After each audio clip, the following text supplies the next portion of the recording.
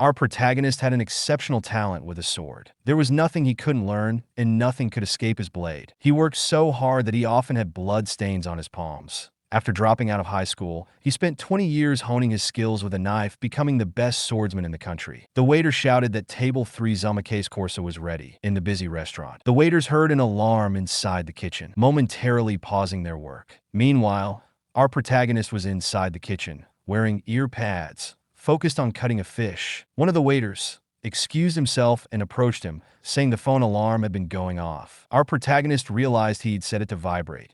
When he looked at his phone, he saw a notification from a game, making him wonder if it was the one he had deleted earlier and if something was wrong with it. The waiter informed him that a guest had arrived, to which our protagonist instructed the waiter to say he wasn't there. Moments later, a man entered the kitchen and pointed out he wasn't buying the excuse. A chubby man entered, stating that it was time for our protagonist to give his answer. He believed he'd given our protagonist enough time to think and insisted it shouldn't be a difficult request for someone who handles swords daily. When our protagonist didn't respond, the chubby man laughed and accused him of being insensitive. He ordered his men to bring forward a suitcase, saying the requester should show sincerity first. A man opened the suitcase, revealing it was full of money. The chubby man proudly announced it was an advance payment of 300 million. And if our protagonist completed the task properly, there would be more. Without a word, the protagonist swiftly swung his knife, slicing through a large fish hanging in front of him, horrifying the chubby man. The protagonist calmly told him that the kitchen was a place where cleanliness was paramount, and it wasn't for someone as dirty as the chubby man. He then ordered him to leave as pieces of fish slammed onto the floor. The chubby man, stunned, shouted that the protagonist really was the sword saint as he expected. He grabbed a sharper knife from the counter in anger, making his men step back in fear. The chubby man, along with his bodyguards, stormed out of the kitchen. Before leaving the restaurant, the chubby man warned the protagonist not to think he was giving up, promising he'd be back soon. Later, after the restaurant had closed, the protagonist was out back smoking. His co-worker joined him, saying the down payment was 300 million won, and that if it were him, he would have accepted it on the spot. The co-worker asked why he turned it down. The protagonist replied that all his life he had only sliced fish heads with a knife, and asked his co-worker what he knew about being a thug. His co-worker suggested that he was just using his reputation as a sword master and wondered if he was seriously planning to kill someone. He advised the protagonist to scare them enough to get the money, buy a house, and open a shop, telling him he needed to live like a human too. But the protagonist simply replied that even if they offered billions, he would still pass. Suddenly, his phone received another notification. His co-worker teased him, asking if he was dating someone because of all the notifications. The protagonist replied it was a game. His co-worker asked if he was still playing Divine Protection, to which he admitted he quit. Just then, someone called out, asking where they were going without cleaning up. His co-worker told him it was their boss and that he was leaving first. Alone, the protagonist smoked, thinking back to when he was young. His family went bankrupt, and since then he'd been working non-stop. He guessed he'd been too focused on earning money, but his phone kept buzzing, the notifications becoming excessive. Annoyed, he pulled out his phone, wondering why it kept ringing. He briefly thought he might have reinstalled the game after a night of drinking. Deciding to delete it again, he chuckled when he saw a message about the Demon King's invasion of the Academy, knowing those guys had been invading the Academy for years. But then, accidentally, he clicked on the game. It opened with a welcome song,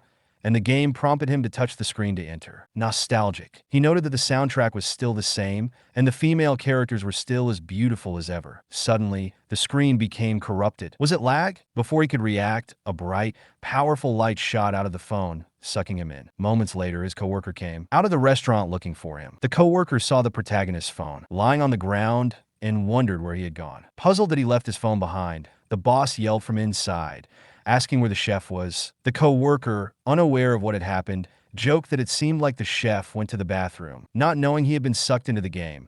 Now with a 100% transfer complete displayed on the screen. There was nothing special about the game, just a typical pay-to-win model with an auto-hunting system, a mass-produced mobile game that needed no further explanation. Our protagonist played it for one reason. He was captivated by the female character's appearances. He got swallowed up by the game, finding it ironic that he ended up spending a fortune on it. After playing through multiple cycles, he wasn't even a playable character anymore, not even an NPC. Instead, he became a background character whose whereabouts were unknown. In that world, his name was Kong Jio Ma. One day, he accidentally bumped into someone, and when he turned around, surprised, he saw it was a woman. He quickly asked if she was okay, and she replied that she was fine. Fortunately for him, The game Divine Protection was set in Korea. The names, locations, and geography were all the same, with only minor differences in a few characters. The similarities helped him adapt easily, and for a year, he lived in that world, forgetting whether it was a game or reality, enjoying a life he couldn't experience in his previous one. That was until that fateful day. He returned to his apartment, where his parents welcomed him,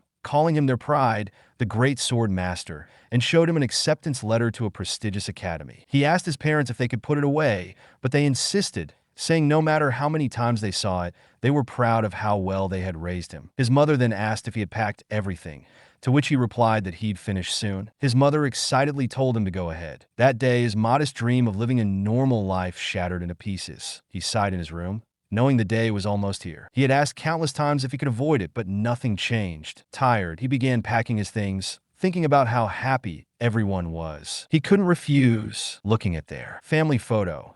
He wondered how Kong Jumi had gotten accepted into such a prestigious school. His father once told him that his divine power had manifested last year, and he took the entrance exam right after. His mother had asked if he didn't remember. Before he possessed Kong Jiameo, that divine power had already appeared, allowing him to pass the entrance exam to Hokan Academy. Staring at the acceptance letter, he wondered if the real Kong Jiameo was a Gins. Divine power was a special ability that humans could use, much like skills in a game. However, not all humans possessed divine power, as it was usually inherited genetically. Society was divided into 3 segments based on this: the privileged, the commoners, and the poor. Hokan Academy was born to maintain the power of the elite. Though it was established under the pretense of hero cultivation, it had long since become a school exclusive to upper-class families. Recently, a special admission system was introduced for non-hero families, and Kong Jiameo was admitted as one of those students. He wondered why heroes were still necessary, though he knew the answer: the Demon King. He mused that this world wasn't reality, but training heroes for war felt too real. It reminded him of what it would feel like to re-enlist. He called forth his divine power, and a system window popped up in front of him, still feeling unfamiliar. Looking at the divine power Kong Jioma had unlocked, he saw it was painlessness, which reduced pain for 30 seconds with a 12-hour cooldown. He couldn't believe he had crossed into this world with something so underwhelming. Every time he saw it, it depressed him. It was nonsense. But then he remembered the divine power he had been granted when he possessed Kong Jioma's body: the blessing of the sword god. Its activation time was infinite, without a cooldown, but it only worked with a sword less than 30 centimeters long and 5 centimeters wide. He was in disbelief that he had the blessing of the sword god, and his name, Kong Jiameo, literally meant blood demon. He wondered if the universe was playing a joke on him. He'd never encountered such a blessing in the game and thought the elaborate name clashed with the ridiculously simple effect. It seemed absurd to even call it a divine power, but what stood out most was the activation condition: a sword less than 30 centimeters long and less than 5 centimeters wide. It was clearly referring to a sashimi knife. Were they implying he should cut sashimi in this world too? Frustrated, he realized life never went as planned. He then asked himself if he had packed everything. Suddenly, he remembered he had forgotten his equipment in the game, even the lowest grade. Rank weapon cost tens of millions of won, while an average C rank cost hundreds of millions. That meant a rank and S rank items were treasures in themselves. He knew the tuition alone was exorbitant, and he didn't want to spend money on something he was being pushed into. Yet the academy required equipment, and if he showed up without anything, he'd leave a bad impression on the first day. Sighing, he decided to visit Daxo. As he stood up and walked out of his room, he recalled his first master, who insisted on using a Japanese sashimi knife worth over 100 million won, often saying a true master never blames their equipment. On the day of the entrance ceremony, where the student's equipment was inspected, he stood in uniform, staring at the instructor in confusion. The instructor looked at the sashimi knives on the counter and asked if they were really his weapons. He replied calmly, yes, the instructor, thinking it was a prank pulled by upper-class students, felt the need to establish discipline. He then shouted, asking if the academy was a joke and if the student truly believed the kitchen knife was an acceptable weapon for the class placement test. Remaining composed, he simply repeated, "It's my weapon." The instructor, stunned for a moment, angrily addressed him as student, but he calmly explained he's a special student from a modest family. The tuition alone must have been a huge burden on his parents, and he couldn't possibly afford an expensive weapon on top of that. Hearing his explanation, the instructor noticed the color of his tag, which indicated his status as a special admission student, those from non-upper class backgrounds. Understanding the financial burden of the tuition, The instructor was taken aback. He found it shocking that an institution supposedly promoting equal education rights would push away such a sincere, filial student. The young man then spoke with gravity, saying, "Blaming your equipment is something only amateurs do." The instructor froze for a moment, knowing the phrase, "A master never blames their tools." Such words didn't seem fitting for a teenage boy, and the instructor felt that Gioma had already reached mastery in some aspect of life. His unyielding spirit carried the weight of someone who had lived far beyond his years. It was almost as if a god stood before him. With that, the instructor approved his weapon, and Gioma thanked him. Meanwhile, some upper-class students glared at Gioma in anger, outraged that a special admissions student like him had even made it to the academy. They whispered among themselves, asking how someone like him could possibly belong there. But before any commotion could arise, the instructor shouted for them to be quiet and told the students that once the evaluation was over, they were to move swiftly and promptly. As Gioma walked past the line, the instructor sternly reminded everyone that, depending on their actions, he could be their angel or their devil. Hearing this, Gioma felt a wave of post-traumatic stress disorder from his past as the words echoed in his mind. A moment later, Gioma decided to take a break and sat down on a bench, reflecting. He expected hostility, but still found it unsettling to experience firsthand. Regardless, he had completed the equipment inspection and survived the entrance ceremony. Now, the only thing left was the class placement exam. Looking around at the academy, he still couldn't believe he had made it here. This was the school he'd be attending for the next 3 years, the hero training school, Hoken Academy. As he took in the impressive size of the campus, he thought it was much grander than the game graphics had shown. If he exaggerated, it felt as large as a small town. Smiling to himself, he felt a sense of surrealism. He was attending a school meant for the upper class, something unimaginable back when he had to drop out of high school due to his family's financial struggles on Earth. Suddenly, an announcement instructed students to gather at the training hall by 1 p.m. for the class placement exam. He opened his bag, knowing the entrance ceremony was over, but also knowing the real challenge lay in the placement exam. Looking at his sashimi knife, he reminded himself an exam is still an exam, and he'll need to familiarize himself with it. He realized he hadn't used a knife since arriving in this world because he hadn't needed to. Memories of his master came flooding back, reminding him that even for a single day, one must never put down their knife. His master had even told him to hold it while sleeping. Gioma chuckled, thinking he had absorbed another one of his master's habits. But he also wondered if a year's break from wielding the blade had dulled his skills. Despite living by the knife for 20 years, he then unsheathed the knife, slightly, feeling its edge. A small smile appeared on his face as he realized the blade was in better condition than he had expected. Deciding to test it, he fully removed the cover, planning to cut a few practice strokes. But as soon as the cover came off completely, a powerful energy surged from his hand and flowed through the entire sashimi knife. The system notification flashed before him. Weapon meets activation conditions. The blessing of the sword god is activated. But just as he processed that, another message appeared. The level of the physical body and weapon is too low. Suppression activated to initiate synchronization. In shock and disbelief, he could barely think. All he had done was draw the knife, and yet the blessing of the sword god had already activated. The system displayed a message. Synchronization complete. May the blessing of the gods be with you. Suddenly, he felt an unbearable surge of power and screamed in agony as the blessing of the sword god activated within him. The energy crawled through his body, causing excruciating pain. He knew that if it continued, he would die, but the power didn't stop. All he could do was endure. Suddenly, a bright, powerful light exploded in front of him. When he opened his eyes, the school around him had shattered like glass. Stunned, he stood in shock, wondering what the hell was happening. His grip on the knife loosened, and as soon as it hit the ground, the shattered world restored itself, leaving him even more surprised. He realized that the moment he let go of the knife, everything returned to normal. Suddenly, his head and body, robbed with pain, he understood that the divine power had activated, but he wondered if the world-breaking effect had something to do with the sword god's blessing. The backlash from the activation was immense, and he knew that his divine power of painlessness could only help with mild muscle soreness, not this kind of overwhelming pain. He looked at his shaking hand, realizing that if every activation felt like this, the power was unusable. An announcement rang out, instructing students to gather at the training hall immediately. He debated whether he should pick the knife back up. He couldn't just leave a sashimi knife lying on the ground, and he tried to comfort himself by thinking maybe it only hurt during the first activation. Nervously, he reached for the knife, wondering if he'd be okay. The moment he touched it, he screamed again as the power surged through him,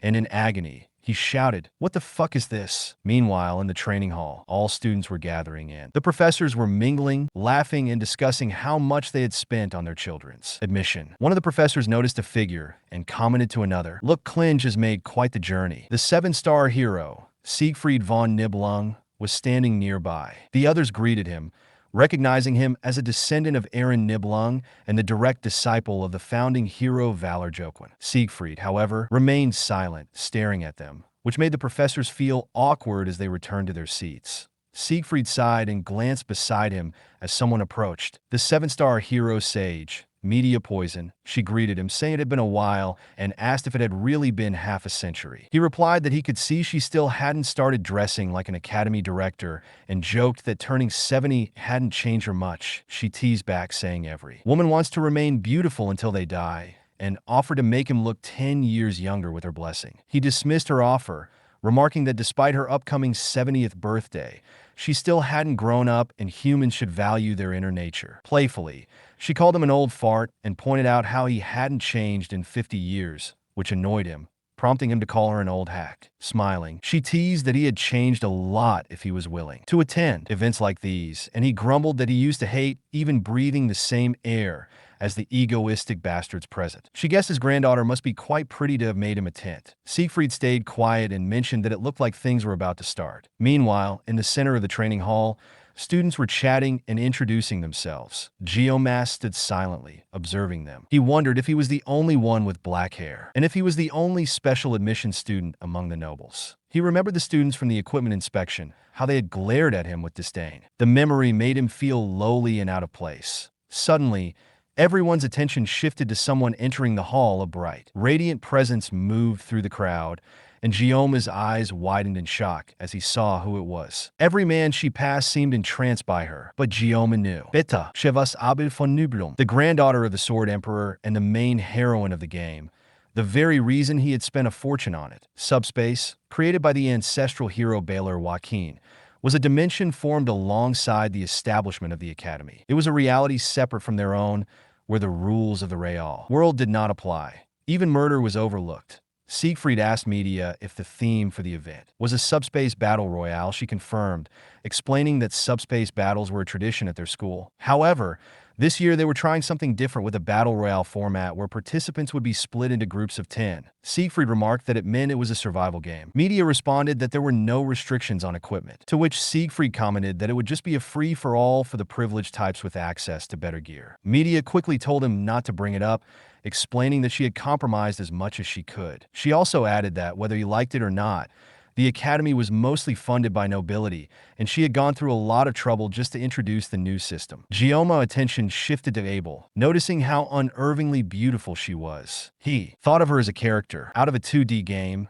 but realized it was something more. He mused that the men who tried to approach her were fools. Had he not known better, he might have done the same. Having played the game to some extent, he knew Abel was a player with a miracle blessing him, meaning she was tied to the game's protagonist. He reflected that beautiful people always had someone by their side, and someone like him, a special student, was not on their level. He preferred avoiding involvement to prevent a noisy school life. As he pulled out his book, he recalled the 3 principles he had set for his future: complete his studies without incident, secure a conventional job, and live a safe life. The book mentioned that the most coveted occupation was hero, offering an extremely high salary, which made him wonder what kind of hardships came with it. Remembering how even the sight of a knife made him tremble, he closed the book, thinking that heroes should protect the world while he found more comfortable job. An announcement suddenly echoed, informing students that the class assignment exam for the 783rd year at Hoken Academy was starting. It explained that this year's exam, as previously announced, would be a battle royale. Among the 10 randomly assigned cadets, the first place winner would be assigned to the Star class, 2 and D and 3rd places to the Dragon class, and 8th to 10th places to the Ordinary class.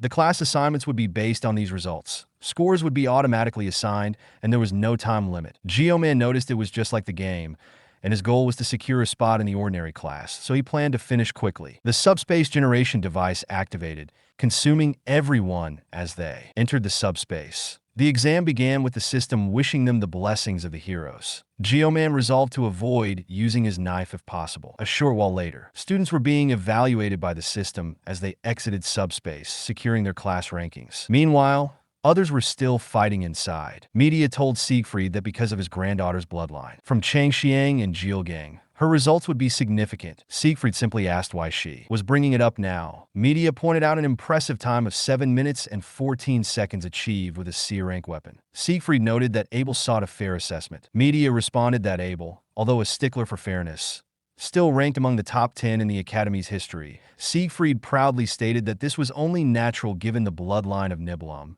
and stood up, announcing it seemed to be wrapping up, so he was leaving. Media informed him there was still one group left, but Siegfried dismissed them as offspring of the pigs and walked away, saying he would see her next time. Media cryptically replied that she would see him in the afterlife. Suddenly, a powerful sensation stopped both of them in their tracks, and everyone felt it. Media asked Siegfried if he sensed it too, and he replied that it was unbelievable. Believable. He scanned the stage and the surroundings, noting there wasn't a place in the entire building where that sensation wasn't felt. Then once again, they experienced a surge of immense power and saw the subspace above them tear open. Both stood in shock as they witnessed the subspace shattering into pieces. 2 students were thrown from it, leaving the crowd stunned. The students crashed onto the stage, shattering the ground on impact. No one could believe that people had fallen out of subspace. Then, a brilliant light appeared above them once more, prompting Siegfried to look up in concern. Something fell from the subspace and pierced the ground near one of the collapsed students. Media quickly called for the medical staff to check the vitals of the cadets who had emerged. Meanwhile, the sashimi knife near Jayamaz had shined brightly. Before the confrontation, he was facing his teammate, muttering bastard, thinking that the results were inevitable and predetermined. However, just as the thought crossed his mind, their enemy grabbed his teammate and slammed him into the wall, shattering it to pieces. He stared at his squad, realizing, unfortunately, that he had been caught in the squad of death. He knew their enemies were the infamous twins of malevolence from the Iron King family, Mao Jun and Mao Shun. Though they possessed innate talent, their brutality and deceit knew no bounds. He was furious that these bastards had been toying with him for 30 minutes, and he wondered if he appeared so weak that he wasn't even worth their attention. Shun glanced at the man in his grasp, realizing he was dead, and tossed the body aside, bored. He began counting the students he had killed, asking Jun how many were left, as Jun stepped on a student's neck. Shun noted the student was still alive, but Jun simply crushed him to death, replying that it was more or less over. Shun, annoyed, reminded Jun that he had caught 4 of them. Jun apologized, pointing to the side and telling Shun he could have that one. Shun turned to look at the trembling girl and agreed, saying he would accept it. He, watching in disbelief, noticed that the girl, who had been sitting quietly in the corner, seemed to be in a panic, her will to fight entirely gone. As Shun approached the girl, he teasingly told his brother Jun to look at her, commenting that she was to his taste and expressing curiosity about the sound of her screams. Shun excitedly shouted that he was dying to find out, while the girl remained frozen in fear. Jun half-jokingly told Shun that, even though he was his little brother, he was such a pervert. Shun then scaring the girl, asking where he should start tearing her apart. It was at that moment that he shouted at the twins, calling them bastards to get their attention. He demanded to know why they were going so far, even in subspace, and asked if they were psychopaths. But then he realized too late that he had stepped forward without thinking. Shun, amused, asked Jun if there was one more student left. Jun pointed out Gioma's name tag and remarked that he was a special student, which to them was a lowly bastard. The brothers turned to stare at him, smiling creepily. Shun, still grinning, told Jun he would take care of him quickly. Jun agreed, reminding Shun to rip out his tongue since he had insulted them. Shun, still laughing, said he would, walking closer to him. Panicking, he frantically considered what to do. He wondered if he should use the blessing of painlessness, but then realized that since the twins had been desecrating corpses for 30 minutes, avoiding pain for just 30 seconds wouldn't help. Suddenly, a bright light shone from his bag, surprising him. He remembered the sashimi knife he had inside, but he knew that holding the sword would activate the blessing of the sword god. He hadn't even made it half a day since deciding to live an ordinary, uneventful, and safe life. Sean noticed him reaching into his bag and mockingly asked what it was. When he pulled out the sashimi knife, the twins were stunned for a moment before bursting into laughter. They couldn't believe it and taunted him, asking if it was a joke. The girl, watching in terror, stood frozen in fear. Sean adjusted his stance, shouting that since he was at least a little amusing, he would make his death as painless as possible. He then leapt into the air, appearing above him, shouting that he would smash his head first. Realizing he couldn't be picky, he opened his legs wide and hoped for the best. He activated the blessing of painlessness for 30 seconds, along with the blessing of the sword god, while removing the knife's cover. He knew that painlessness would counteract the pain caused by the blessing of the sword god for 30 seconds. As Shun launched his robotic hand towards him, tauntingly asking what he could possibly do with a pathetic knife like that, he knew that if he couldn't cut, he would die. He worried about the Sashimi knife's ability to cut through Shun's heavy equipment, thinking that Shun wasn't a fish, but a person. He remembered once asking his master why gangsters in movies wielded sashimi knives, wondering if they really used them to cut people and not just fish. His master had called him a crazy bastard, telling him it was only in movies and that even a god couldn't make it work. But he added that if he slashed it right, it would still cut. As the power of the sword god surged through his body, a strong, bright light was released. He swung the knife, slashing at Shun's arm, just as Shun yelled at him to get lost. Shun was shocked to see his arm severed, and it fell, slamming to the ground in front of Geoma back when he was still on Earth. He once called his boss to ask about gangsters. In the middle of the call, a sharp object was suddenly thrown at him. He shook in fear as he realized it was a knife, now lodged in the wall behind him. The man reminded him to call him master and asked why he was curious about such things. He knew that his first master had been a former thug as atonement. The man had cut off one of his own wrists and later opened a sashimi restaurant, saying he wanted to bring happiness to people through his knife skills. And his master's skills were indeed impressive. Curious, he asked his master why gangsters in movies always wield sashimi knives. He wondered if it was like that in real life too. His master replied sharply, telling him that someone with experience in knife skills shouldn't be asking such questions. He explained that if someone stabbed a person with a wide chef's knife, the skin would immediately contract. His master then asked if he thought it would even come out easily. He explained that a sashimi knife, being narrow, could stab multiple times and be withdrawn effortlessly. When he asked why they didn't just slice, since they could slice fish, his master yelled that fish could be sliced because they lay down still. If they were standing, he wouldn't even be able to slice bread in one go. He then mentioned that in manga, it always looked like a clean slice. His master hit him on the back, reminding him to call him master, not boss, and told him that even if the god of knives were involved, it wouldn't work that way. But in his current situation, as he sliced Shun's arm with the sashimi knife, it worked perfectly. Perfectly. Shun was in shock, staring at his falling arm alongside his brother Jun, while the girl looked on in stunned disbelief. When Shun's arm hit the ground, the pain hit him all at once and he screamed in agony. Shun cried out for his lost arm, pleading for help as he saw his opponent approaching him. Stammering, Shun shouted at him to stay away, but he continued to advance. Shun, now in terror, turned and ran, screaming for someone to help him. Jun, frozen in horror, watched as his younger brother tried to flee. When Shun neared his brother, Geoma moved swiftly, slicing Shun's head cleanly in half with terrifying ease.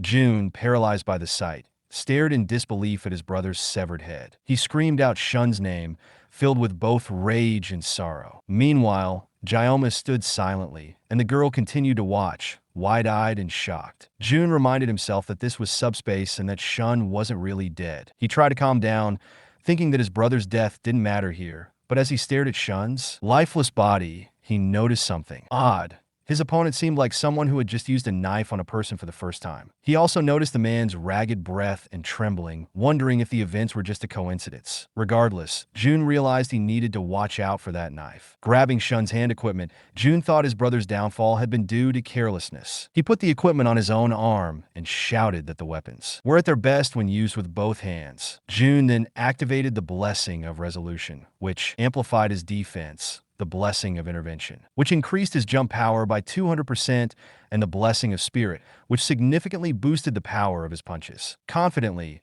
Jun yelled that those were rank blessings that commoners could only dream of. He taunted Geomath, saying that even an S-rank weapon wouldn't be able to pierce his armor, and that he wasn't like his little brother Shun. Meanwhile, Geoma was enduring the pain, quietly counting down from 23. Jun launched himself forward, shouting that he had been standing there dumbfounded the whole time. He asked mockingly if Geoma was mumbling his last words. Laughing, Jun declared he would smash his head in, but Geoma didn't even flinch. When there were only 6 seconds left in his countdown, Jun was suddenly cut to pieces, stabbed repeatedly with the sashimi knife. Jun shook in agony, slowly dying. Gioma remained in the same position, still counting down at the final second, just as June died. Wondering in his last moments what kind of being his opponent was, as the countdown reached 0, the system notified him that the effect of the blessing of painlessness had ended. He screamed in pain, clutching the sashimi knife. Later, he opened his eyes and saw that he was in a room. He asked himself if it was a hospital and sat up, feeling pain coursing through his body. Just then, a man entered the room. Upon seeing him awake, the man immediately stepped out, reporting that he had regained consciousness. This surprised him. Soon after, several people entered the room, and he was stunned. These were faces he had never seen in person before, but somehow recognized. He remembered, 50 years ago, these were the same people who defeated the demon, Lord's 6th Legion commander. They were the 7-star heroes, the strongest of mankind, Siegfried, and the Academy's head sage, Media Poison. He wondered why on earth they were here. Siegfried was the first to speak, asking him for his name. He replied, Kong Jioma, but Siegfried, with a serious expression, quickly cut to the point, asking him, what on earth did you do? Kong Jioma hesitated, knowing that the sensation he felt during the battle wasn't just in his imagination. It was real. He looked at Siegfried and noticed he was holding a sword. Realizing the gravity of being noticed by such a monstrous figure, Gioma responded. Even if it was a pocket dimension, he judged that the twins' actions went too far. Still, Annie think his response was excessive, so he'll accept any punishment without complaint. She then stared back at Siegfried, who was still fixated on him. Media broke the silence, calling Siegfried an old fool and asking him how he planned to handle a young one. She leaned in closer to Gioma, adding that even though Siegfried spoke harshly, it was he who had cleared his blocked blood vessels while he was unconscious. With a playful tone, she commented that they say people only get more stubborn with age, and sweetly asked him to give her a break for the sake of her face. Siegfried, clearly flustered, shouted at Media, reminding her not to mention it. Media hugged him, teasing. Fool is embarrassed, leaving Gioma wondering why Siegfried had done such a thing for him. It dawned on him why his body felt so light, or perhaps as damp as a wet feather. Media, meanwhile, gazed happily at his shoulders. With a gleam of excitement, Media explained. While he was unconscious, they extracted the footage of what happened and watched it with the staff. The sight of him throwing himself to protect that poor female student, and he were literally the prince she dreamed of. She then playfully added he was the prince himself before Siegfried interrupted her, making her irritated. She insisted she show some dignity, though Media didn't seem too bothered. She went on to explain that she's not saying they'll make an issue out of his actions during the exam, so he shouldn't need to worry. And honestly, those twins from the Mao family only got into the academy by buttering up the elders, but they've said they'll withdraw on their own. He felt a wave of relief wash over him, realizing he wouldn't have to deal with them at school anymore. Media then told him that they had come to deliver some news. He asked what it was, and Media smiled, replying that he was the top scorer and congratulated him. Gioma blinked in disbelief, asking what they meant by that. He couldn't believe it. His vision of a safe, sound, and secure future was fading away before his eyes. A moment later in Media's office, she told Siegfried that in her nearly 20 years as head of the academy, it was the first time something like this had ever happened. She recalled GM's response when he said he didn't like being the top scorer, which shocked both of them. She asked if he understood what it meant to be in the star class, reminding him that while the elders were furious, the top cadet's decision was based on a result directly graded by the space itself. He thought for a moment, but still replied that he didn't like ticket, prompting her to ask again if he truly didn't understand. Siegfried, meanwhile, silently observed the exchange. Siegfried snapped back to attention when Media addressed him directly, asking if he was upset that Gioma took the top spot instead of his granddaughter. She reminded him that he had seen the footage himself. He replied that it was foolish to question the judgment of the subspace, which was imbued with the will of the founding hero. The Academy had chosen Gioma as the top cadet, and they should simply follow that decision. Siegfried reflected that if Gioma's skills had been outstanding, he would have understood. If Gioma's physical abilities were exceptional, he would have accepted it. And if his experience had been remarkable, he would have agreed. But what he saw in this young boy, who had barely reached adulthood, was something more.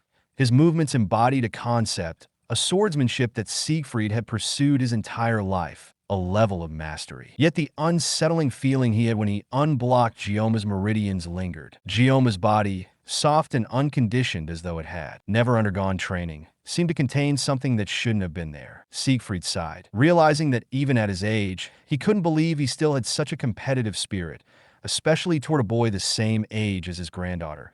Siegfried was startled again when he heard media praising Gioma's delicate features and the way he heroically cut down enemies to save a woman in distress. She added that if she were just 10 years younger, or even now, she wondered if she could still try to win him over. She asked Siegfried what he thought, but he simply responded by asking if she knew what college cadets call girls like her these days. Intrigued, media urged him to continue daring him to open his big mouth. When she asked him again what they called someone like her, he set down his coffee cup, making her even more excited. Calmly, he told her they call you a beach. Media, enraged, stood up and attacked Siegfried, shaking the entire room. The next day, Gioma arrived at his wolf class. He knew it was the best compromise he could have made. He remembered how media had ordered someone to send him to the upper class, but he insisted on joining the tiger class. Media had shouted that the top cadet couldn't be sent to the tiger class, but he had argued back, questioning why not when the academy prided itself on equality. Media had responded that despite that, the tiger class was off limits, and instead she promised to keep his request a secret, knowing that if the elders found out, they would cause an even bigger fuss. Aside as he opened the classroom door, frustrated because his plan had been to quietly complete his studies in a lower class without getting caught up in the power struggles of the upper ranks. At least this arrangement was still within his expectations. As he entered, the door suddenly slammed shut, causing a loud noise. He looked around and noticed his classmates staring at him. They stared for a moment, but when they saw the color of his name tag, they quickly averted their gaze and returned to their usual activities. As he walked to his seat, he thought to himself that they should keep ignoring him. Just as when he finally sat down, he was amazed that everyone was completely ignoring him. He figured that Headmaster Media had managed to keep things under wraps. Feeling relieved, he happily pulled out his book, thinking that being a loner had its perks. Maybe this was a good thing. But just as he began to settle in, he heard someone approaching. When he looked to his side, he saw the girl from the subspace exam. She thanked him for what he did. Back then, he stared at her silently for a moment. Realizing he didn't remember her, she quickly reminded him that she was the girl from the exam. He found it odd that she was using such formal language when they were the same age and replied that there was no need to thank him, as anyone would have done the same in that situation. Although it seemed like he had saved her, he knew deep down he was only trying to survive and felt hypocritical. He then mentioned that they hadn't properly introduced themselves, introducing himself as Kong Gioma. She responded that her name was Chloe. He said it was nice to meet her, still surprised they ended up in the same class. She greeted him in return while he quietly wondered who she really was. He had played through most of the game's story, but he didn't recognize her name. As far as he knew, the later stages of the game focused on the battle against the demon tribe, so it was unexpected to meet a new character now. Then he realized that Chloe might just be a background character like him. Dioma asked if she could keep what happened during the exam a secret, to which she immediately agreed. She seemed about to say something else when a teacher entered, loudly instructing everyone to take their seats. Dioma told Chloe they could talk later, and she nodded in agreement. The teacher congratulated them on their admission and told them they should be proud, as they were all chosen to carry on the will of the founding hero, Valor Joaquin. He introduced himself as Li Wanbin, the chief instructor of the wolf class. Li explained that since it was their first day, they would start with some basic physical training and instructed them to change into their training clothes and gather at the training ground in 30 minutes. When one student asked what the training would be, Li replied it was simple point 100 push-ups, 100 sit-ups, 100 squats, followed by 10 laps around the training ground. He then shouted for everyone to change and gather, to which they all responded with a resounding yes. As the students began to file out of the room, Gioma stayed seated, wondering if the training was designed to turn cadets into bald-headed soldiers. He approached Li, who asked what was on his mind. Gioma, hoping to find a way out of the tedious training, replied that he was feeling a bit sick. Li thought for a moment before telling him that as the top cadet, the basic training wouldn't be very useful for him. He suggested that Gioma attend Star Class training on his first day, mentioning that the headmaster had granted him permission to attend all classes. Shocked, Gioma thought to himself, "Media, you damn old heck," laughing it off. Gioma quickly said that he just needed to use the restroom urgently and was only feeling a bit sore. Li chuckled and replied that he appreciated Gioma's straightforwardness, saying he would see him in the training ground, to which Gioma replied yes. Later, as Gioma ran around the training ground, he was utterly exhausted. Li shouted at the group that this was just light work and that they should move faster. But Gioma found himself falling behind, feeling like he was dying. Just then, Chloe appeared beside him, asking if the training was too difficult since he looked unwell. He laughed weakly, replying that he was fine. She asked what lap he was on, and he guessed it was his 5th. Surprised, he asked her what lap she was on, as she seemed to be running behind as well. To his shock, she replied that she was on her 9th lap. She then encouraged him to keep going, shouting that he could do it. Before speeding off, leaving Gioma suffering and exhausted. Days later, in Gioma's dorm room, empty water bottles littered the floor and surfaces. He slammed another one down on the table and cursed he was starving. A week into academy life, he had encountered an unexpected problem. At the cafeteria, he had rushed to the counter, shouting that he was hungry and ordered a pork belly rice bowl in a hurry. However, the cafeteria lady stared at the meal ticket box next to him. That's when he realized the food wasn't free. Embarrassed, he told her he'd get the ticket right away and asked if she could prepare the meal in advance. But he froze when he saw the price, 50,000 won, for a pork belly rice bowl. The other items on the menu ranged from 25,000 won to 150,000 won. He stood in horror, unable to believe the prices. Back in his dorm, he drank the last drop from his water bottle and angrily tossed it aside. He thought 50,000 won for a pork belly rice bowl was outrageous. His living expenses were nearly gone, and he remembered refusing pocket money from his father. Staring at the empty bottles on the floor, he rolled onto his bed, cursing himself for not accepting the money when he had the chance. For days, he'd been surviving on the cheapest water from the campus store. Suddenly, a system notification appeared showing his physical state had increased to 12. As his physical condition improved, the sword's specifications relaxed, activating a blessing for swords 32 centimeters or shorter and 6 centimeters or less in width. Smiling, he stood up and looked at himself in the mirror. Admiring his abs and thinking the effort hadn't been wasted, he wondered if the blessing of the sword god had cleared his blood vessels, feeling as if he were evolving. Despite his progress, he knew the blessing hadn't fully expanded. If he continued improving step by step, he might be able to handle a short sword soon. Staring at the sashimi knives on his counter, he recalled how terrified he had been of holding a blade during the entrance ceremony. Now, if he wasn't holding a knife, his hands itched, making him wonder if this was the blessing's influence. Scratching his head, he asked himself why he felt so proud. Just then, someone knocked on his door. When he opened it, he found Chloe standing there. She asked if she had disturbed his rest, to which he replied. As he was just lying down, he asked what was going on. She explained that she hadn't seen him in the cafeteria all week and was worried he might not be feeling well. He awkwardly replied that he usually didn't eat food made by others, although in truth he loved food made by others and was starving. She nodded, understanding, and told him not to worry. Then she suggested that if he was up for it, they could buy ingredients from the campus store and make dinner together. Without hesitation, he grabbed his jacket and told her they should go, leaving her confused. He asked if she was inviting him to dinner, and she confirmed. A bit surprised, he happily led the way, telling her that he was good at cooking and would handle it. He asked if her dorm was across the way,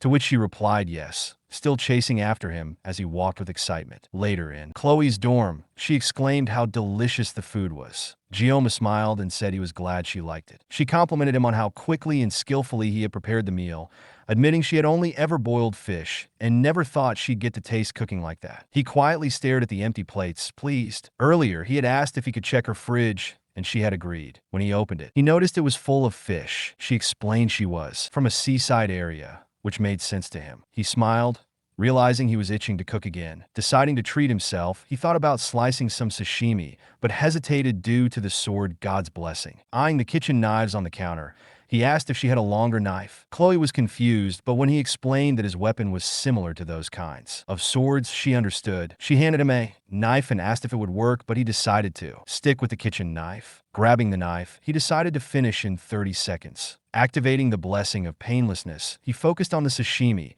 remembering that he had once been the best swordsman in the country. He activated the sword god's blessing and sliced through the fish, finishing in 21 seconds. In that time, he scaled the fish, split the bones, removed the entrails, and filleted the flesh. The result was so perfect it felt like a masterpiece, and he was proud to still have his skills. Chloe asked how he was so good at cooking, and he replied that he used to work part-time at a Japanese restaurant. She then asked what a part-time job was, surprising him. He asked if she didn't know what it was, and she apologized. He told her there was no need to apologize, attributing the confusion to their difference in status. Changing the subject, he told her he was glad she enjoyed the meal, and she nodded happily, offering to wash up since he had cooked. He thanked her and left her to it. As she rushed to the sink, he walked to the window and stared at the moon, feeling full and satisfied, humming a tune to himself. However, he was interrupted by the sound of plates falling, followed by Chloe's repeated apologies. He wondered if she had ever done the dishes before, thinking back to when he had been her age and doing the same chores. Suddenly, a note fell onto the table,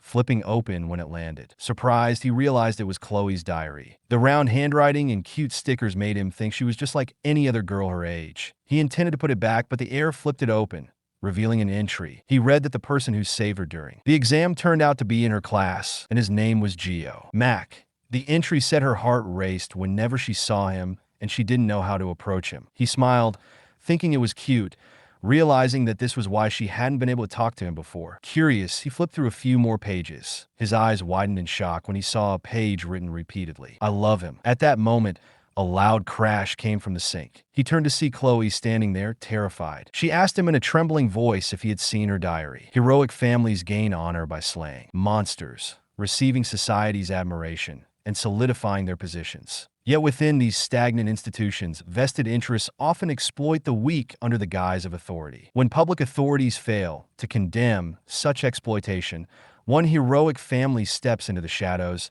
the Auditor de Cecilia family. This family operates covertly, aiming for justice. While combining order maintenance with assassination, those born into the Auditor family undergo mental conditioning before puberty, suppressing their emotions and enduring grueling training to become assassins. Chloe was only 15 when she first killed. She had been startled to see a man tied to a pole, but the old man at her side forced her forward, placing a sword in her hand and making her deliver the fatal blow. Afterward, he reminded her not to deny her talents as an assassin. These were words she had heard repeatedly, even before adulthood. The constant training warped her mind, casting a deep shadow over her heart. By the time her sense of self had been worn away, leaving only fragments of emotion, Chloe was ready to enroll at the Joaquin Academy. At the academy, where students were assigned to classes based on individual skill, members of the Auditor family, despite their exceptional abilities, were always placed in the common class due to a long-standing tradition and an agreement with the academy. Although the Auditor family operated in the shadows, their skills far surpassed those of the Dragon class. Chloe's grandfather had ordered her to remain unnoticed. The family's strict control took away her personal freedom, forcing her to follow the path of an assassin. She obeyed without a word, believing that nothing would change no matter what she did. At least that's what she thought until she met Gioma. During the subspace battle royale, Chloe encountered death for the first time, though it wasn't real in that space. Despite the gravity of the situation, she wasn't afraid. Having long accepted her fate, she faced death calmly, no longer struggling against it. But something shifted when she saw Gioma fight. It was as if a storm had parted, letting sunlight break through. For the first time, she felt the desire to wield her sword for someone else, not just out of duty. It was Gioma's will that stirred something warm within her. She recalled a childhood memory, a fairy tale she had secretly kept hidden by her bedside. It was about a prince rescuing a princess from a castle. Her face flushed as she realized the connection, an unfamiliar feeling filling her chest. Love. In the present, Gioma found himself cursing under his breath, watching as Chloe seemed lost in thought. He laughed awkwardly, trying to ease the tension,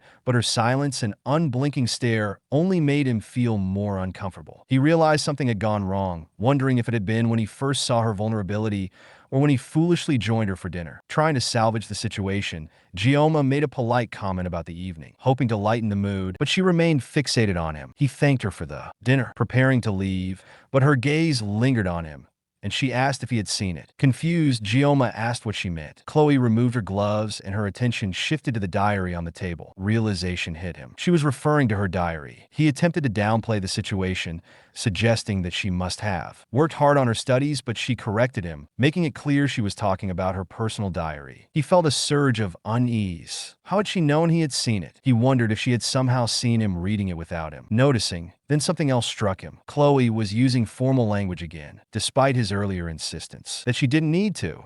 She suddenly seemed like a completely different person. He quickly denied seeing anything, but Chloe asked him again if he was sure. He repeated his denial, but she pressed him not to lie, realizing there was no point in denying it further. He admitted that he had seen it. For a moment, she simply stared at him, and then, to his shock, she slowly drew her katana from its sheath. Horror urged through him as he glanced down at the edge of the roof. They were on the 4th floor, and if he jumped, he knew he'd be smashed to pieces. Looking around, he realized the door next to Chloe, that he was trapped. A loud scraping sound broke the tension, and when he peeked over his shoulder, his blood ran cold. Chloe was dragging her katana along the floor, walking slowly toward him like a puppet, her movements devoid of emotion. He couldn't believe what he was seeing. Was she even aware of what she was doing? Her pupils were still, and her red eyes looked lifeless. She had all the signs of a yandere. He recalled her energetic personality, so full of life that could change in an instant. Was this a split personality? The realization that she might be a yandere with a split personality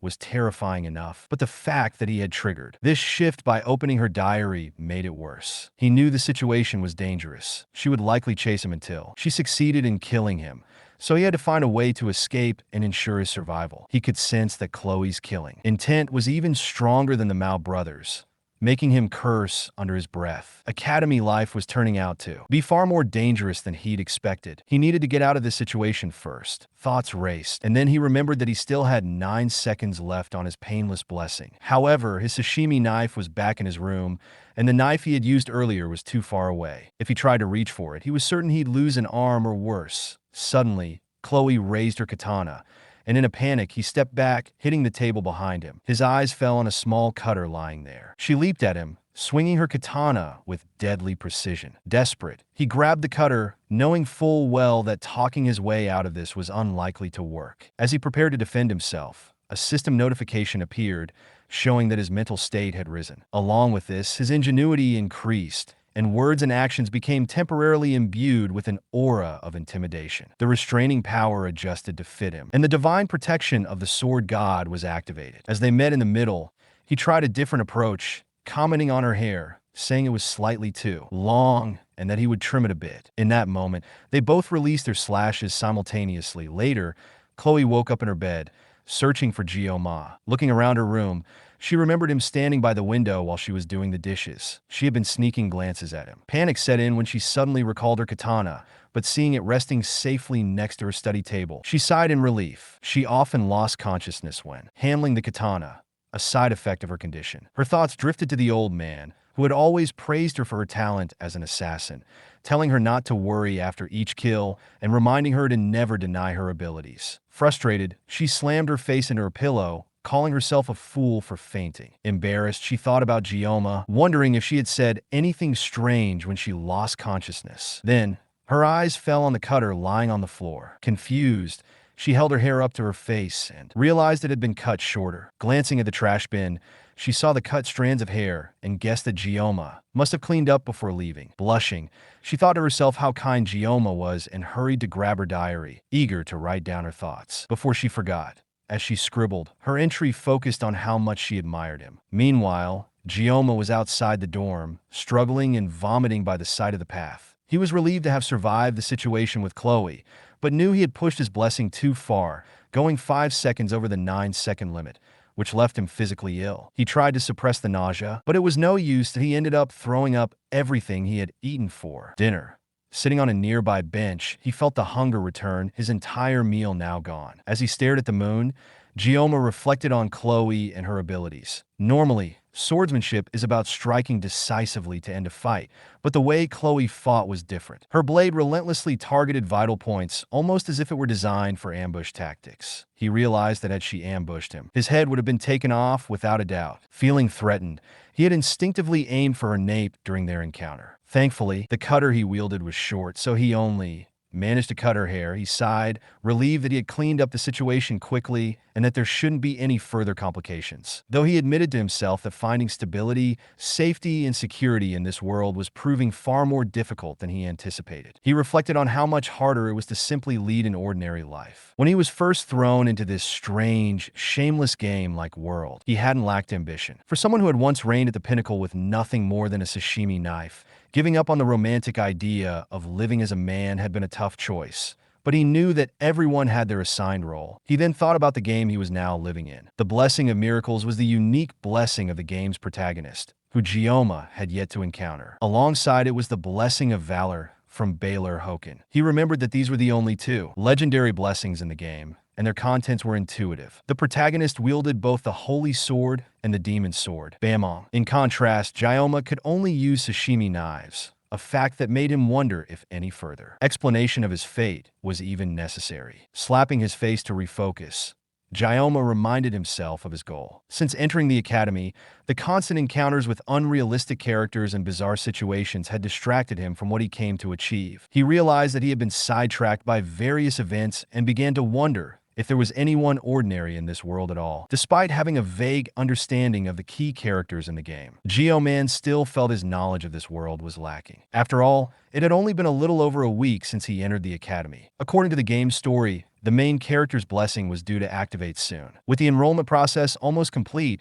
Geoman knew the real story was finally about to begin. Geoman knew the general plot of the game, but having never seen, the ending gave him an advantage, at least up to the midpoint. He decided that no matter what happened, he should stick to the official route. If things strayed too far off course, it would waste whatever benefits he might gain from knowledge. He recalled that the story took a much darker turn in the second semester of the third year, when the birth of a hero would cause the demon race to unite under their demon lords and threaten the academy. This would lead to a full-scale war between demons and humanity. He remembered the game's typical cliché fantasy plot, and as someone who had once sought a charming, youthful life he never got to experience, he had deleted the game halfway through. Now, though, the realization that this terrible war was real chilled him, making him wonder if he too was doomed to die in it. But he took off those thoughts, deciding that with nearly 3 years left, he needed a more realistic goal than mere escapism. He couldn't allow himself to die quietly in this world. He needed to get stronger and survive. Most mass-produced games like this one tended to have happy endings, and he guessed that. The protagonist would save the world, but he couldn't rely on that alone. He needed power to protect himself. He couldn't live with the constant fear of dying in a war caught up in events beyond his control. That meant training, but he would have to do it without drawing too much attention. If he stood out, he risked being conscripted to fight against the demon army, something he needed to avoid at all costs. He also reminded himself to be cautious with the blessing of painlessness, though he picked up the sashimi knife out of necessity. The strain on his body from using the blessing was too great. A system notification appeared showing his blessing stats, and though the performance looked impressive, there was a lot of new information he wasn't sure how to interpret. He focused on the stats, noting that his physical, mental, and weapon ranks seemed to represent his levels of growth. His eyes landed on the assimilation rate, but when he tried to check what it meant, the system blocked his access, telling him that conditions had not yet been met. It didn't seem important for now. What mattered most was his physical training, and he needed a new weapon. Relying solely on the blessing of painlessness for 30 seconds wouldn't work forever, and he also needed to train with swords that didn't meet the conditions for the sword god's blessing. Next month's practical combat training would replace the midterm exams, and the reward for excelling was the Murasama AB rank sword. Gyoma knew that if he could handle it skillfully, it would be enough to carry him through graduation. Its specifications didn't meet the activation conditions for the sword god's blessing, so it wouldn't put as much strain on him as his primary weapon. Realizing he had more to do than he thought, Giameo was suddenly interrupted by someone calling his name. When he turned, he saw Abel standing nearby, telling him that he was sitting in her spot. He froze in shock, staring at her speechless. Sweat ran down his face as he struggled to respond, and for a moment, he couldn't move. Abel asked if he could shift over a bit, snapping him out of his daze. Embarrassed, he moved aside, wondering why he had been staring so blankly at her. Abel told him there was no need to leave the bench completely just to make a little space. He obliged, still at a loss for words. He shyly wondered what she meant by her spot. Weren't benches public property? Was this something related to the Academy's class system? He knew getting involved with Abel, the heroine, would only complicate the main story, so he resolved to avoid her, even though it was awkward. But when he saw her lips, he cursed silently. She really was beautiful. He was startled when Abel mentioned that the spot offered the best view of the stars. He didn't respond immediately, still staring at her, and trying to reconcile her appearance with the Abel he knew from the game. The memory of Abel being the Sword Saint's granddaughter and the protagonist's difficult-to-approach love interest made him uneasy. Abel then asked if his weapon was also a sword, surprising him. When he asked how she knew, she explained that her grandfather had told her. She added that sword masters had a certain look in their eyes, and as she stared at him, Geomath felt his face grow hot. She then handed him her sword, offering him the chance to hold it. He took it, commenting that it didn't feel particularly heavy. Abel sulked in response, turning away, leaving Geomath to wonder if she was really upset. Abel was harder to get used to than he'd anticipated. Was this truly the same Abel he remembered from the game? Abel turned her gaze back to him, asking if he knew who she was. Gioma wondered if Abel was being suspicious of him, even though there wasn't a single student at the academy who wouldn't know who she was. He responded vaguely, saying he knew her roughly. Abel, however, pointed out that she didn't know him at all, which left him unsure of what she wanted. She remarked that it seemed unfair for him to know her name when she had no idea who he was. When he hesitated, Abel teasingly suggested that he might be a demon lord spy disguised as a student, sneaking into the academy. After all, she continued, there didn't seem to be any other reason for him to be sitting there alone at that hour.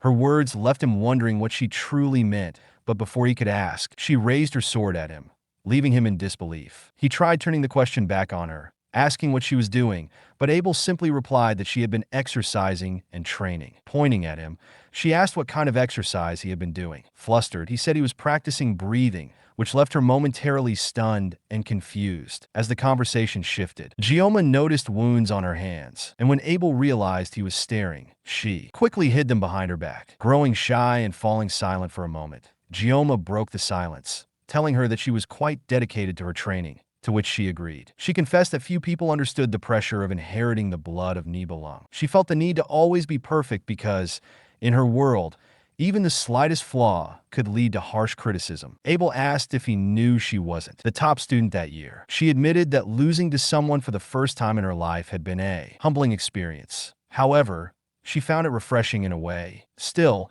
she was curious about who had beaten her, vowing to take them down the next time they met. Her bold statement stunned Geomath, causing him to cough in shock. He awkwardly suggested that it wasn't necessary to take them down, but Abel quickly dismissed his words, saying it was a matter of pride. She had even begged her grandfather to tell her who the top student was, but found out that they weren't even in her class and had skipped the top student's swearing-in ceremony. Abel expressed disbelief that a second-place student like herself could tolerate such a thing. Snapping out of her train of thought, Abel suddenly realized she had been sharing all of this with someone she had just met. Dioma asked why she was telling him all of this, to which she replied that he seemed weak. She went on to explain that her family motto was to be strict with the strong and mercy to the weak, leaving Gioma staring at her in disbelief. Abel added that the students in her class were so bland she didn't really have any friends, making Gioma realize why she had seemed so cold toward the protagonist in the game. Stretching her body, Abel stood up, saying she should head inside and bid him goodbye. Just before walking away,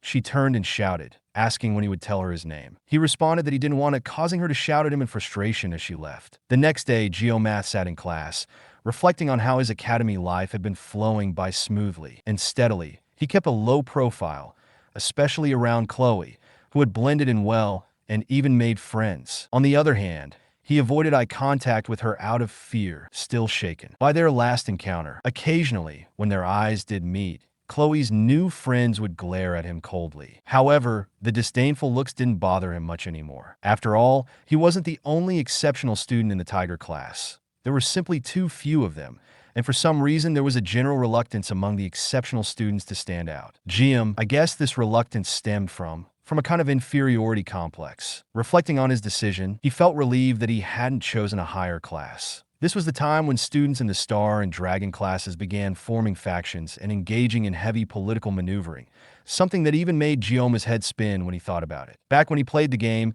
the intrigue had been enough to make anyone's tongue wag, and as a commoner, the idea of being assigned to those upper classes was chilling. Looking at the black card in his hand, Max smiled, feeling glad that he was finally eating well again. He thought about what he should have for today's meal, remembering how Media had given him the card, explaining that it was supposed to be his reward for being the top student. She had apologized for the delay, and now Mac couldn't help but feel thankful as he stared happily at the black card. He thought that the level of favor he had received was so great. It almost warranted bowing in front of the headmaster's office 3 times a day. For the first time, he sincerely thanked Media in his heart.